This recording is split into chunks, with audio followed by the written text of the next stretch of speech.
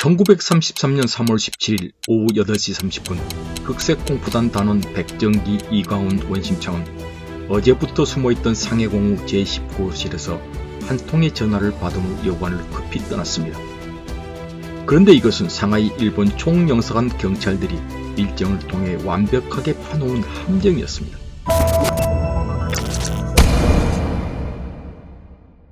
일본 영사관 제2과는 3월 17일 오후 8시 15분에 이미 체포조의 배치를 완료했습니다. 삿포로 무창로 교차점에 여러 명의 동초를 두고 송광춘 앞 가옥에 3명의 감시원을 잠복시켰습니다. 이계반의 본대는 홍구경찰서에 대기하고 있었습니다. 9시 20분에 이르러 한 대의 자동차가 서쪽 삿포로 방면에서 와 도착하고 3명의 조선인이 송광춘으로 들어갔다. 이런 상황을 지켜보고 있던 감시원이 즉각 홍구경찰 내의 본대에 보고하고 본대가 곧 출발하였다. 본대는 공동주계 영국인, 중국인 경찰, 공부국 일본인 형사로 구성됐는데 방탄복에 방패를 들고 송광춘의 전후 양면 입구를 동시에 치고 올라가서 곧장 2층으로 올라가 기습을 했습니다. 기선제압에 저항조차 하지 못한 암살팀은 탁상 위에 모자로 은폐하고 있던 폭탄, 수류탄 각 1개, 권총 2정, 실탄 16발을 빼앗깁니다. 그중 폭탄은 윤봉길 의사가 사용한 도시락 폭탄과 완전히 같은 것이었습니다. 실행팀 중 한 사람인 일본인 아나키스트 야타베 무우지는 송광춘 앞에서 암살팀과 함께 내려 63병 쪽으로 걸어가다 감시원들이 있음을 감지하고 오케이 카페 부근에서 그대로 도주 완전히 사라져버립니다. 이때의 상황을 이강훈은 이렇게 증언합니다. 운명의 날인 3월 17일이 돌아왔다. 이규호 즉 이규창 동지가 서성 자동차 회사로 가서 전세 택시를 빌려와 현장 부근에서 차를 내렸다. 그리고는 폭탄이 들어있는 과자 뭉치 같은 것을 옆에 끼고 땅콩을 먹으면서 조심스럽게 걷고 있었다. 그런데 원심창이 백정기와 같이 대기 장소인 송광춘 2층으로 올라갔다가 내려오며 나에게 손짓을 하는 것이었다. 그때 나는 벌써 일이 틀렸구나 생각했으나 2층으로 올라갔다.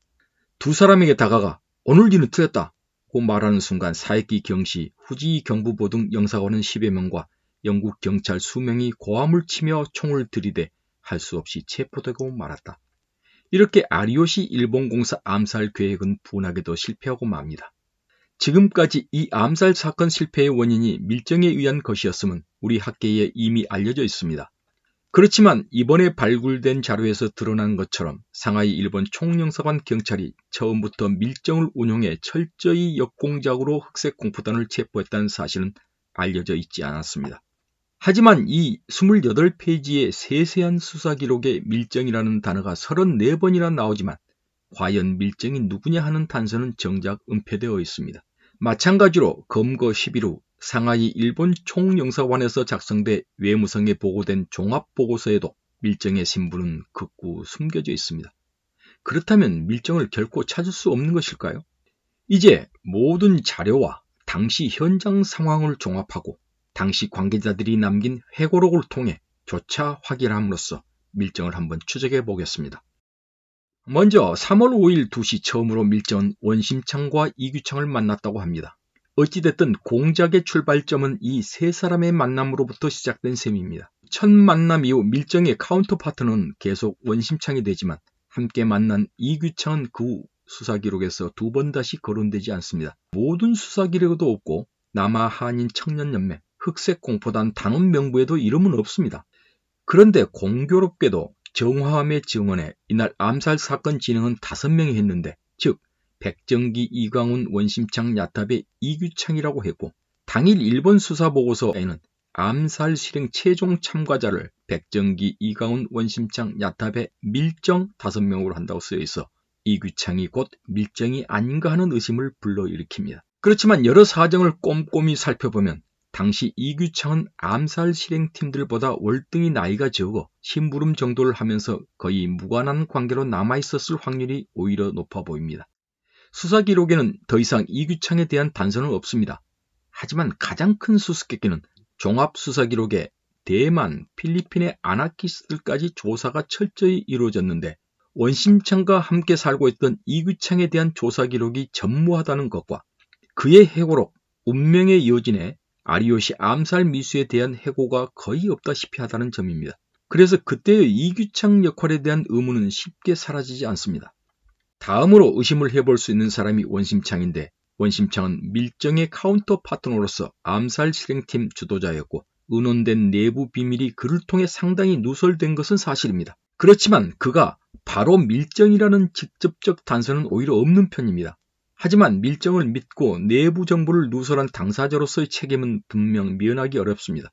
이런 상황과 함께 이강훈은 거삿날의 원심창 행동에 대해 못마땅해 했습니다. 그것은 바로 송광춘 외곽에서 연락을 하기로 한 원심창이 왜 송광춘 2층에서 내려와 자기를 불렀는지, 그래서 그것이 오히려 일본 체포조에 신호를 보내 실패를 재촉한 것이 아닌지 의심합니다. 다음으로 백정기와 이강훈을 밀정으로 의심할 필요는 없을 것 같습니다. 이 두 사람은 암살 지원자로서 성실하게 실행만을 생각하고 행동했고 모든 수사 기록도 이 두 사람을 실제 집행자로 보았습니다.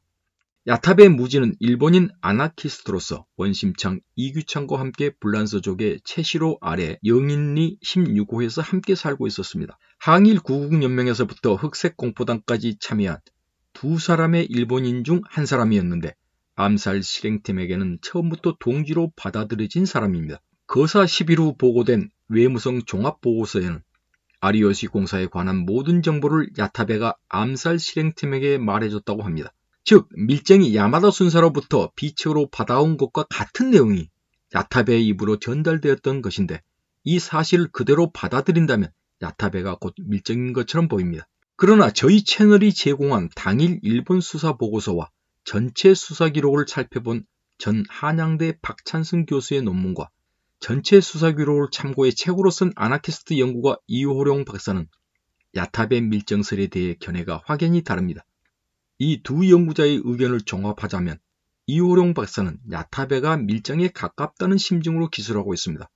그러나 아쉽게도 이 박사는 당일 수사보고서 28페이지를 참고하지 못했습니다. 바로 이 수사보고서에는 밀정과 야타베가 각각 존재하고 야타베가 암살 관계자들과 활동하고 있는 것을 밀정이 안 날이 3월 14일이라고 기록되어 있기 때문입니다. 물론 이호룡 박사의 의견대로 야타베가 곧 밀정이라 추정한다면 이것은 공작 책임자이자 보고서 작성자인 야마다 순서가 숨겨놓은 트릭일 수도 있겠습니다. 한편 박찬승 교수는 밀정은 일본인 오키이고 단지 야타베는 밀정 오키의 존재를 숨기기 위한 위장술책으로 오키라는 전직 일본 신문사 기자로서 아나키스트라고 말한 밀정이 따로 있다고 주장합니다. 그런데 뜻밖에도 두 연구자의 주장을 더 심화시킬 내용이 있습니다. 3월 24일자 소노다 경찰서장 대리의 편지에는 이호룡 박사의 주장을 뒷받침할 증언 기록이 들어있습니다. 즉, 생각지도 못하게 일본인이 그 그룹 안에 있다는 것을 탐지하여 야마다 순사를 지휘 독려해 내사를 진행했는데 점차 그 일본인을 우리 지배권 안에 끌어들일 수 있었다는 내용이 그것입니다. 그리고 얼마 후 또 다른 편지가 있는데 이것은 후쿠야마 경부가 전 경찰서장 하나사토에게 보냈고 그것을 다시 외무성에 있는 아이바에게 보낸 것에 포함되어 있습니다. 소노다 경찰서장 대리가 숙고한 그때 밀정은 A의 오키임을 밝혔다. 16일에 이르러 모든 밥상이 차려지자 비로소 제2과에 인계하여 과장에게 밀정 오키를 소개했다. 그러니까 이 편지에서 비로소 밀정 이름이 오키임이 밝혀진 것입니다. A의 오키임을 밝혔다. 다시 말해 이미 잘 알고 있는 바 그 오키임을 밝혔다는 것입니다. 하지만 오키는 몇 사람만 이미 잘 알고 있을 뿐 그에 대한 전부를 알 수 있는 단서는 아쉽게 밝혀놓지 않고 있습니다. 그렇다면 밀정 오키는 영사관 고위 경찰들과 외무성 아이바까지는 이미 잘 알고 있는 사람이지만 그가 조선인인지 일본인인지도 모른다는 뜻입니다. 그가 일본인인지 조선인지는 불분명하지만 밀정의 이름이 오키라는 자료와 암살팀 내부에 일본인이 있어 그를 활용했다는 자료가 지금 충돌을 일으키고 있는 셈입니다. 이 거사 실패의 요인으로 밀정 오키를 거론한 사람은 또 있습니다. 거사 현장에는 언제나 나타나지 않으나 많은 친일파 처단을 계획하고 집행했다는 정화암의 회고와 의견입니다. 그의 회고록을 액면 그대로 믿을 수는 없다 해도 회고록의 당시의 상황을 가장 자세히 설명하고 있습니다. 그에 따르면 이번 거사도 왕하초로부터 무기와 자금을 지원받았고 북경의 유기석으로부터 180불을 받아 거사 진행비와 함께 백정기 이강훈의 도피 자금으로 썼다고 기록하고 있습니다.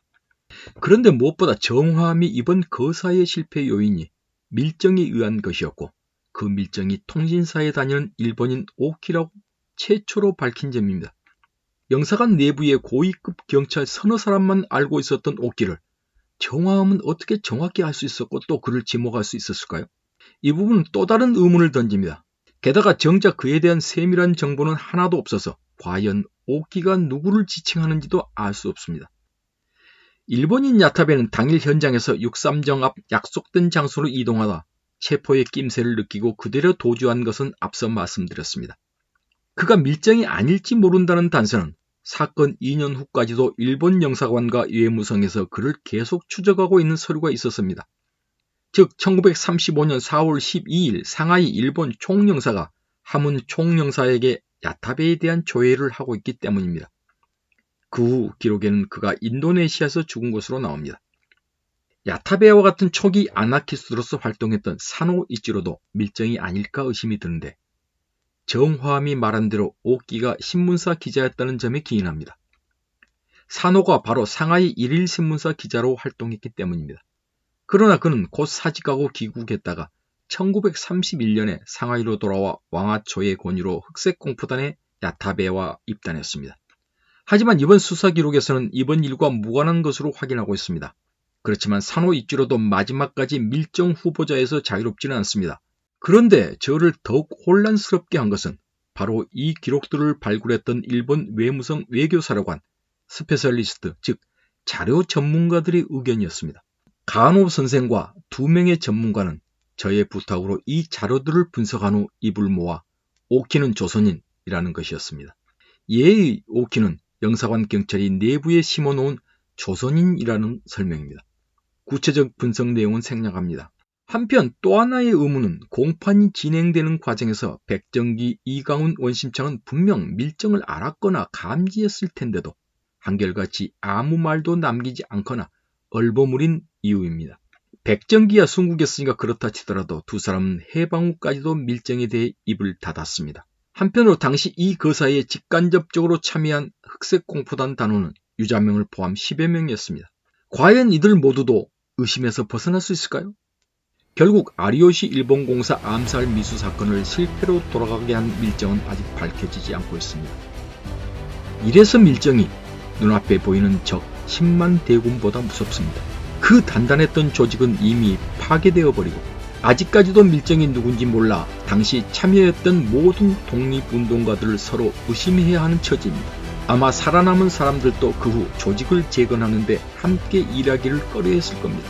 아니나 다를까 그 후 남아한인 청년연맹, 항일구국연맹, 흑색공포단은 완전히 파괴되어 사라지고 말았습니다. 그렇지만 아리요시 일본공사 암살 미수사건은 비록 처벌 대상 아리요시와 중국 정객들을 제거하지는 못했으나 이 거사로 응징하려 했던 이들의 협잡과 반민족 매국 행위는 만천하에 고발되고 알려졌습니다. 그 후 중국과 일본 내에서는 이 폭로로 정치적 소용돌이가 있었습니다. 한 사람의 밀정에 의해 흑색공포단은 아쉽게도 큰 뜻을 펼쳐보지도 못하고 젊은 목숨들만 희생되고 말았습니다. 그리고 지금 거사 90년이 지났음에도 우리는 그 밀정을 찾지도 못하고 그 밀정을 역사의 심판대에 올리지도 못하고 있습니다.